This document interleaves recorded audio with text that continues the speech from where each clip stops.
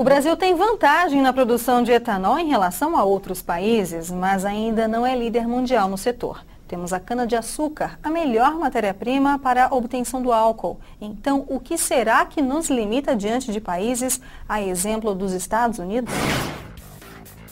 O etanol, ou álcool hidratado, é obtido da cana-de-açúcar e é capaz de abastecer sozinho um automóvel.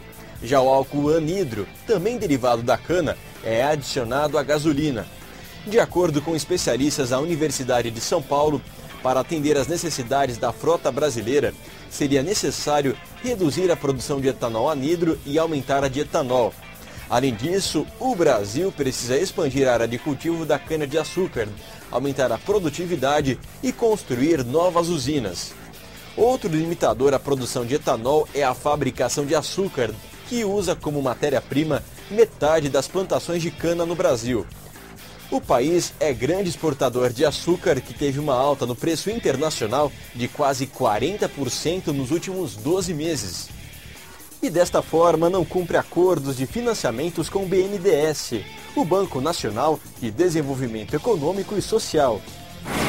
Professor Eduardo, não é justo o brasileiro pagar o preço da alta do açúcar no mercado internacional. Afinal de contas, a gente está aqui, muitas vezes as usinas, elas recebem financiamento do BNDES, que é um financiamento oficial. Qual a sua opinião sobre isso? Bom, a primeira coisa é que, graças ao automóvel flexível, ninguém é obrigado a ter um único combustível. O Brasil, e é o único país que tem no mundo, a flexibilidade de poder pôr ou gasolina, ou álcool, ou qualquer mistura dos dois no seu automóvel.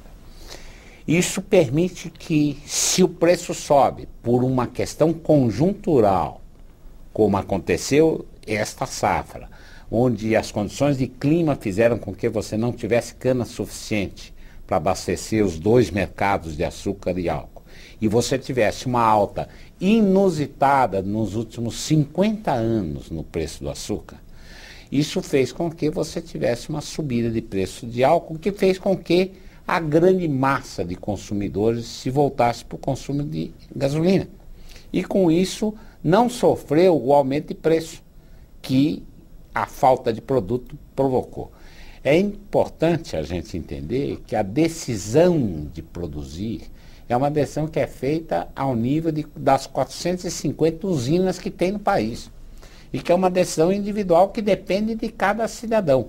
Número 1. Número 2. A flexibilidade que cada usina tem para produzir mais álcool ou menos álcool, mais açúcar ou menos açúcar, é extremamente limitada. Em cada usina, você não pode fazer com mais do que 5, ou 6 ou 7% no máximo de virar um pouco um produto para outro. Nós sempre tivemos as duas produções. A produção até o ano passado era de 40% a 42% de açúcar contra 58%, 60% de álcool. Essa era a proporção do uso da cana para os dois produtos. Essa última safra, a proporção de produção de açúcar foi para 44%. Subiu 2%, 3% a mais. E isso fez com que, como faltou cana por causa de ano seco, um canavial estressado pela crise forte que tivemos no ano de 2008 e 2009, isso fez com que faltasse produto. No caso de produtos agrícolas, é natural que isso aconteça. Graças a Deus temos o carro flexível, que permite que você absorva variações dessa natureza. Professor Eduardo, professor Celso Grise, a gente tem um quadro aqui que mostra a importância da produção de cana-de-açúcar como matriz energética aqui no Brasil. Responde pela segunda maior matriz energética aqui no país, atrás apenas de petróleo e derivados. A cana-de-açúcar é responsável por 16,7% da energia que o Brasil precisa. Em outro gráfico, a gente percebe que no ano de 2008 e 2009, o consumo de etanol superou o de gasolina.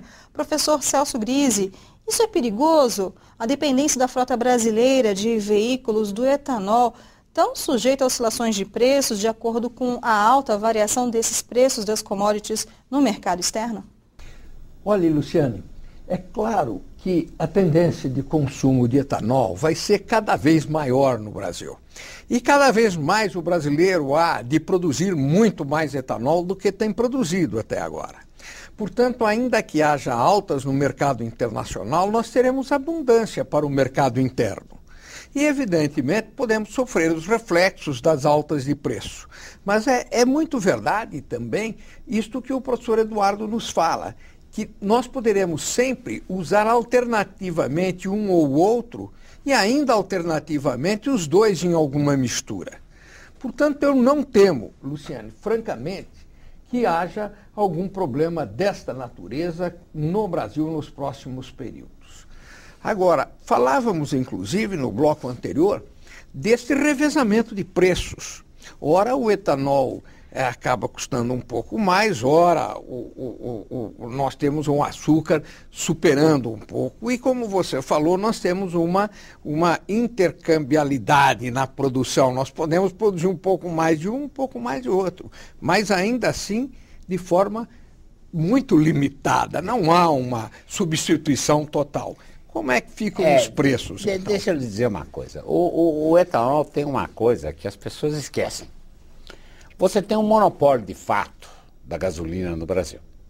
Não se chama monopólio, se chama que é preço de mercado, tudo, mas o preço da gasolina vendida pela Petrobras, que refina 99% do petróleo bruto do Brasil, ele está estável desde 2005 a R$ 1,10 o litro da gasolina pura que sai das refinarias da Petrobras para o consumo. Isso significa que o preço do etanol está limitado pelo preço do petróleo. Claro. Embora nós saibamos que as variações do preço do petróleo no mercado internacional foram estupendas. Em 2005, se não me engano, o custo do petróleo era de 40, 50 dólares o barril. Ele foi a 160 dólares em 2008, ele caiu para 40 dólares em 2009 e hoje está em 110, 120 dólares o barril. E o preço da gasolina vendida pela Petrobras ficou estático. E você tem que produzir etanol a 70% desse preço. Você tem que vender esse etanol a esse preço, senão não vale a pena você pôr etanol no carro. O consumidor reclama, porque o consumo por quilômetro rodado fica muito mais caro. Isso significa que nós estamos numa regra complicada. O governo quer um livre mercado para baixar o preço. O produtor quer um livre mercado para poder esticar os preços de acordo com a variação da oferta, que é uma oferta agrícola que depende do tempo, que varia. Faz parte da natureza da produção agrícola ser variante. O que precisa é políticas públicas para minorar esses efeitos.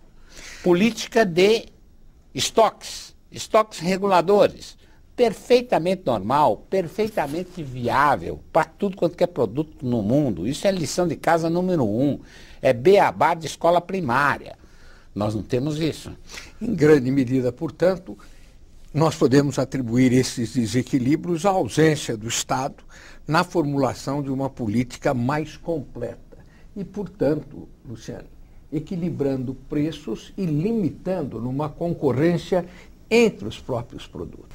Professora, a gente espera que ocorra isso, porque até agora o consumidor vem sendo bastante prejudicado. E o Cifras e Safras fica por aqui. Agradecemos a presença do nosso convidado de hoje, o professor Eduardo Pereira de Carvalho, economista. E se você tem dúvidas ou sugestões, entre em nosso site, que é o www.cifrasesafras.com.br. Uma ótima semana para você, boa sorte, muita energia e até mais.